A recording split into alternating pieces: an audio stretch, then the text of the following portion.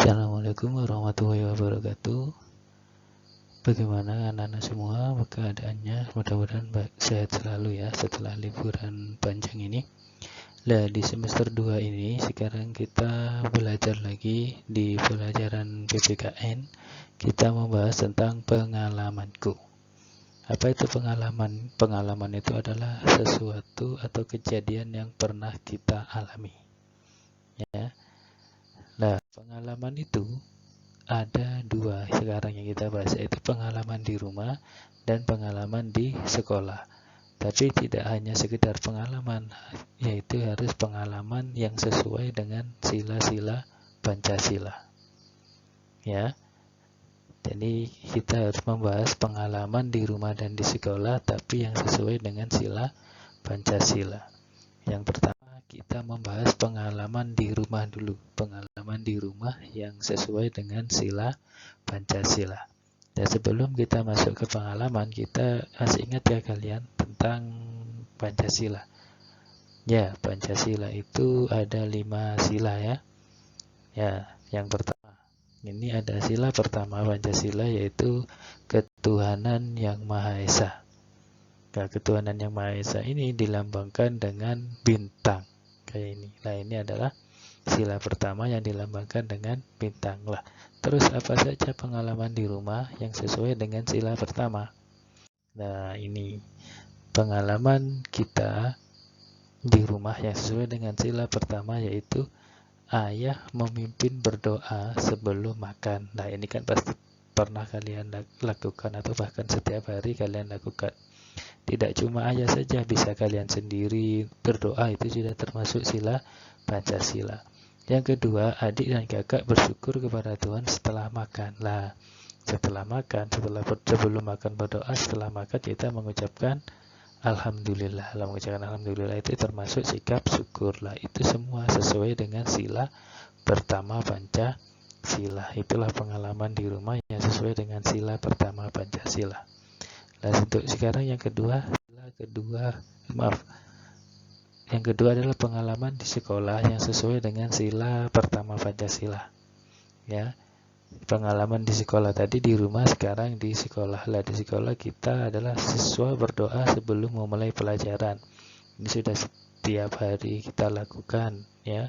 Sebelum belajar kita pasti berdoa.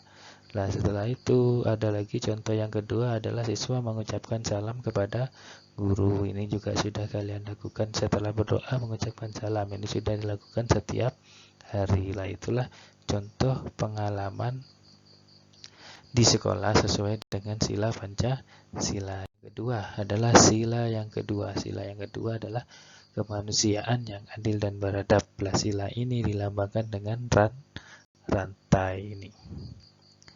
Lah, pengalaman apa yang sesuai dengan sila kedua di rumah? Lah, di rumah pengalaman atau perilaku yang sesuai dengan sila kedua adalah anak patuh dan hormat kepada orang tua. Lah, ini kita di rumah itu punya orang tua, lah kita harus hormat kepada orang tua, tidak bentak-bentak dan lain-lain. Nah, contoh pengalaman yang kedua adalah anak meminta izin kepada orang tua ketika akan berangkat sekolah. Waktu mau berangkat sekolah ini kalian kan pasti izin dulu, cium tangan dan lain izin.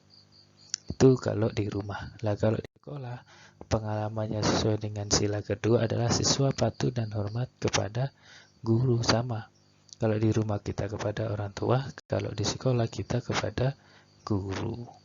Dan kita kalau mau menjawab, anak meminta izin kepada guru untuk menjawab pertanyaan. Nah, ini lagi ya.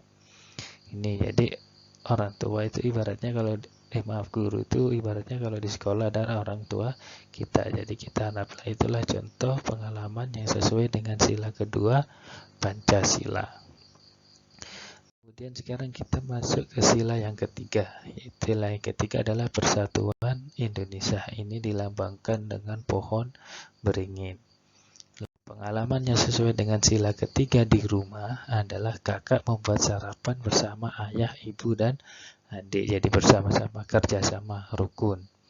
Dan yang kedua, kakak dan ayah bekerja sama dengan rukun mencuci mobil. Kan ini juga sering kalian kok saya tidak punya mobil ya, tidak punya mobil bisa apa nyapu bersama, apa mencuci motor, dan lain-lain. Yang penting pekerjaan yang dilakukan secara bersama-sama dan rukun di rumah itu adalah sesuai dengan sila ketiga Pancasila. Kalau di sekolah apa saja pengalamannya sesuai dengan sila ketiga, melaksanakan tugas piket secara bersama-sama, berteman dengan siapa saja tanpa membeda-bedakan. Ini sesuai dengan sila ketiga, yaitu persatuan, tidak membeda-bedakan. Ya, ini adalah sila ketiga. Itu adalah pengalaman di rumah dan di sekolah sesuai dengan sila ketiga Pancasila. Sekarang kita masuk sila keempat. Nah, sila keempat ini adalah kerakyatan yang dipimpin oleh hikmat kebijaksanaan dalam permusyawaratan perwakilan. Nah, sila ini dilambangkan dengan kepala banteng. Pengalaman di rumah yang sesuai dengan sila keempat itu ayah, ibu, dan kakak sedang berkumpul untuk rencana liburan pada hari Minggu. Nah, ini kita berbincang-bincang.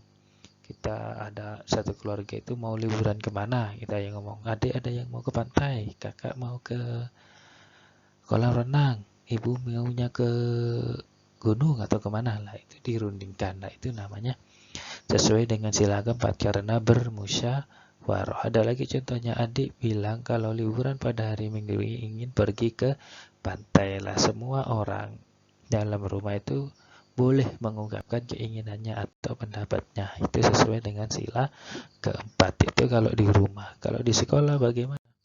Nah, kalau di sekolah itu adalah siswa kelas 2 memilih ketua kelas dengan cara bermusyawarah. Nah, kalau memilih ketua kelas, kalau di sekolah kan ada namanya ketua kelas. Nah, ketua kelas itu ditunjuk oleh semua kelas. Oleh semua siswa.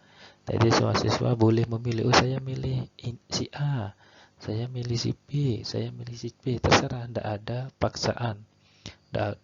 Ketua kelas itu tidak dipilih oleh gurunya, tapi dipilih oleh anggota kelas. Itu untuk bermusyawarah, itu namanya sesuai dengan sila keempat.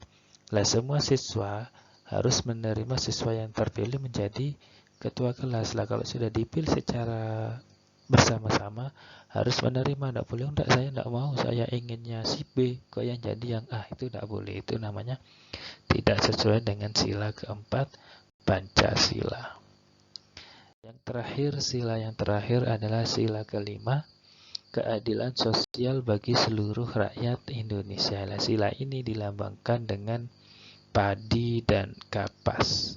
Pengalaman yang sesuai dengan sila kelima adalah kakak dan adik mendapatkan kasih sayang yang sama dari orang tua. Lah, ini di rumah itu semua orang mendapat kasih sayang yang sama, tidak dibeda-bedakan. Kalau kakaknya dimarahi terus adiknya disayang, tidak, semuanya harus sama. Itu namanya adil. Ibu bagi kue kepada kakak dan adik sama besar. Ini juga yang adil di rumah. Kalau di sekolah bagaimana? Lah, kita bersikap adil kepada semua teman di sekolah. Kita tidak membeda-bedakan. Kamu rambutnya lurus, kamu rambutnya keriting. Kamu main sama yang rambutnya lurus, ada tidak yang sama kamu? Lah, itu tidak boleh. Itu namanya tidak adil. Yang kedua, tidak bersikap sombong kepada teman di sekolah. Kepada teman di sekolah itu tidak boleh sombong. Lah, itulah sedikit penjelasan tentang pengalaman yang ada di rumah dan di sekolah sesuai dengan sila Pancasila, mulai dari sila pertama sampai sila kelima. Mungkin ini sedikit penjelasan dari Pak Guru. Kalau ada yang kurang paham bisa langsung ditanyakan. Sebelumnya terima kasih.